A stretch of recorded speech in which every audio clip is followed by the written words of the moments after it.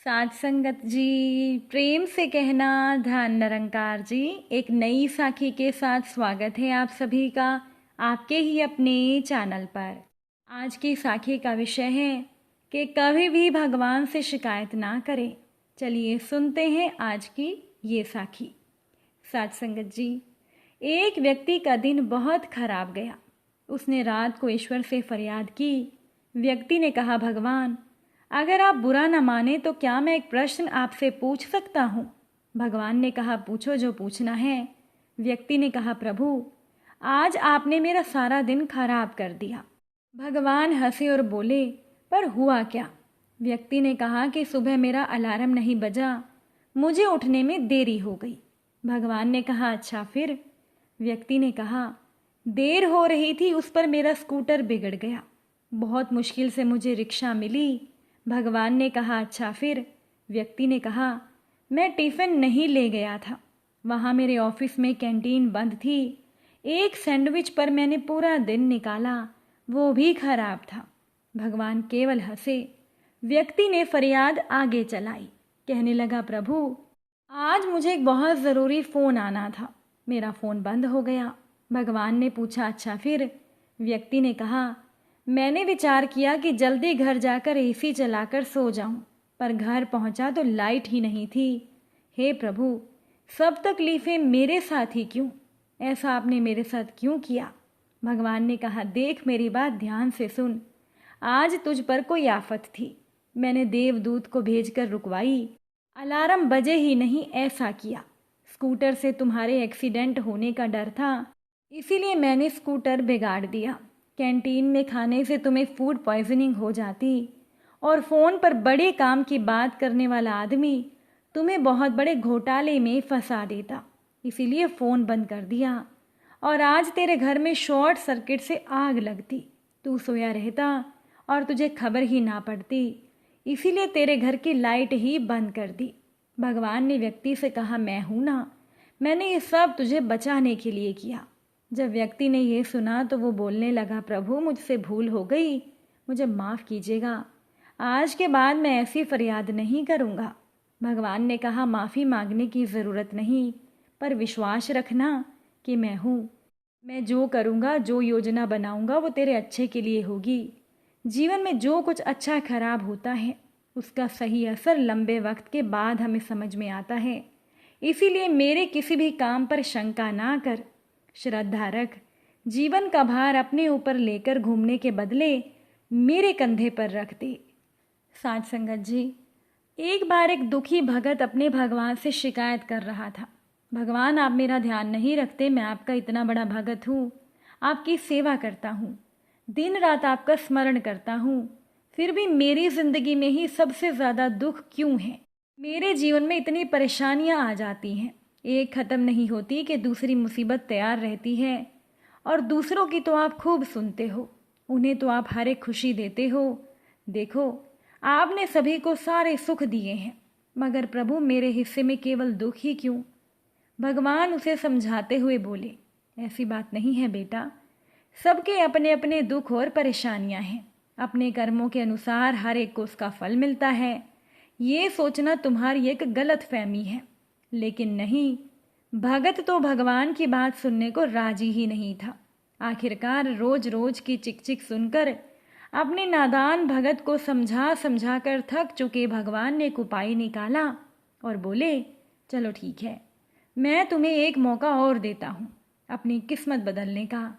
यह देखो, यहाँ पर एक बहुत बड़ा सा पुराना पेड़ है, इस पर सभी ने अपने अपने दुख दर्द और तमाम परेशानियाँ, तकलीफ़ें, दरिद्रता, बीमारियाँ, तनाव, चिंता, सब कुछ एक पोटली में बांध कर पेड़ पर लटका दिया है। जिसे जो कुछ भी दुख हो वो वहाँ जाए और अपने परेशानियों की पोटली बनाकर उस पेड़ पर टांग दे। तुम भी ऐसा ही करो, इससे तुम्हारी समस्या का हल हो जाएगा। भगत तो खुशी के मारे उछल पड़ा, बोला, धन्य है प्रभु आप तो, अभी जाता हूँ। तभी भगवान बोले, लेकिन मेरी एक छोटी सी शर्त है। भगत ने कहा, कैसी शर्त भगवान? भगवान बोले, तुम जब अपने सारे दुखों की, परेशानियों की पोटली बनाकर उस पर टांग चुके होंगे, तब उस पेड़ पर पहले से लटकी हुई किसी भी पोटली को तुम्हें अपने साथ लेकर आना होगा। ये सुनकर भगत को थोड़ा अजीब लगा, लेकिन उसने सोचा चलो ठीक है। फिर उसने अपनी सभी समस्याओं की एक पोटली बनाकर पेड़ पर टांग दी। फिर उसने सोचा चलो एक काम तो हो गया, अब मुझे जीवन में कोई चिंता नहीं।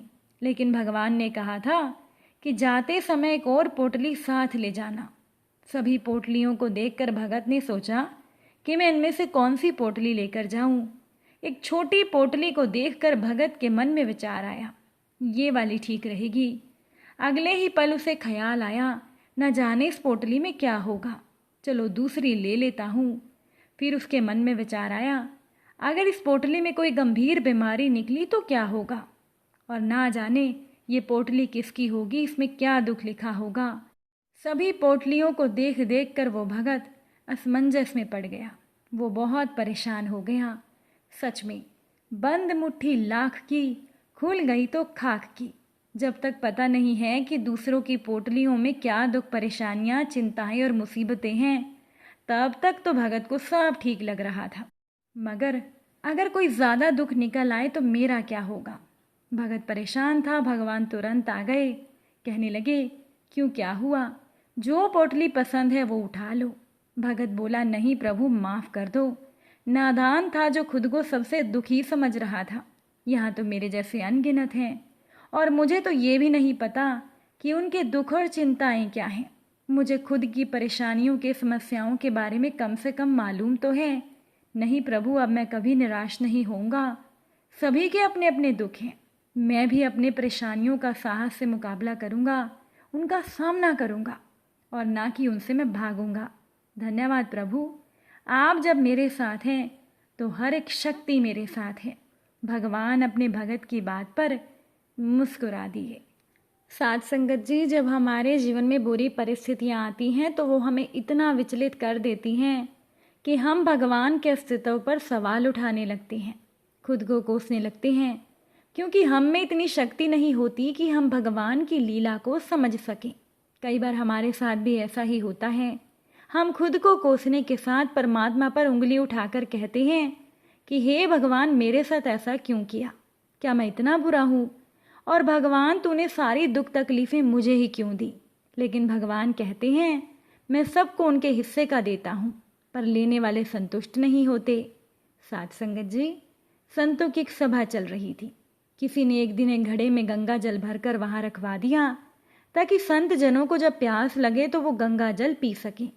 संतों की उस सभा के बाहर एक व्यक्ति खड़ा था। उसने गंगा जल से भरे घड़े को देखा तो उसके मन में तरह तरह के विचार आने लगे। वो सोचने लगा, ये घड़ा कितना भाग्यशाली है। एक तो इसमें तालाब का पानी नहीं बल्कि गंगा जल है। दूसरा, ये संतों के काम आएगा, इसे संतों का स्पर्श मिलेगा, उनकी सेवा का मौका मिलेगा। ऐसी किस्मत किसी किसी की होती है। घड़े ने उस व्यक्ति के मन के भाव पढ़ लिए। घड़ा बोल पड़ा, बंधु, मैं तो मिट्टी के रूप में शून्य पड़ा, सिर्फ मिट्टी का ढेर था, किसी काम का नहीं था। कभी ऐसा नहीं लगता था कि भगवान ने हमारे साथ न्याय किया है। फिर एक दिन एक कुम्हार आया, उसने फावड़ा मार मार कर हमको खोदा। मुझे बोरी में भरकर गधे पर लाद कर अपने घर ले गया।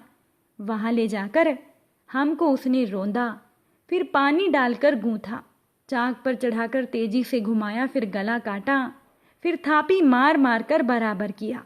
और बात यही नहीं रुकी, उसके बाद आमे की आग में झोंक दिया जलने को। इतने कष्ट सहकर बाहर निकला तो गधे पर लादकर मुझे बाजार में बेचने के लिए लाया गया। वहाँ पर भी लोग मुझे ठोक ठोक कर देख रहे थे कि ठीक है कि नहीं। ठोकने पीटने के बाद मेरी कीमत लगाई भी तो क्या 20 से 30 रुपए। मैं तो पल पल यही सोचता रहा कि हे भगवान, सारे अन्याय मेरे साथ क्यों? रोज एक नया कष्ट, एक नई पीड़ा देते हो। क्या मेरे साथ अन्याय ही लिखा है? लेकिन भगवान की योजना कुछ और थी। किसी सज्जन ने मुझे खरीद लिया और मुझ में गंगा जल भर कर संतों की सभा में भेज दिया। तब मुझे आभास हुआ कि कुम्हार का वह फावड़ा चलाना भी भगवान की कृपा थी, उसका मुझे गूंथना भी भगवान की कृपा थी, मुझे आग में जलाना भी उसकी मौज थी, और बाजार में लोगों के द्वारा ठोके जाना भी उसकी ही मौज थी। अब मालूम पड़ा कि मुझ पर सब उस परमात्मा की कृपा ही कृपा थी। जब उस परमात्मा की कृपा है कि उसने उन तमाम पत्थरों की भीड़ में से तराशने के लिए मुझको चुना। अब तराशने में थोड़ी तकलीफ तो झेलनी ही पड़ती है, इसीलिए साथ संगत जी, अपनी ज़िंदगी में आ रहे दुख और तकलीफ़ों की वजह भगवान को ना बनाएं। कभी भी भगवान से शिकायत ना करें। अगर आज की ये साखी आपको अच्छी लगी हो, वीडियो को लाइक शेयर ज़रूर कीजिएगा। आप सभी से फिर मुलाकात होगी नई साखी और नए विचारों के साथ। साथ संगत जी, प्यार से कहना, धन निरंकार जी।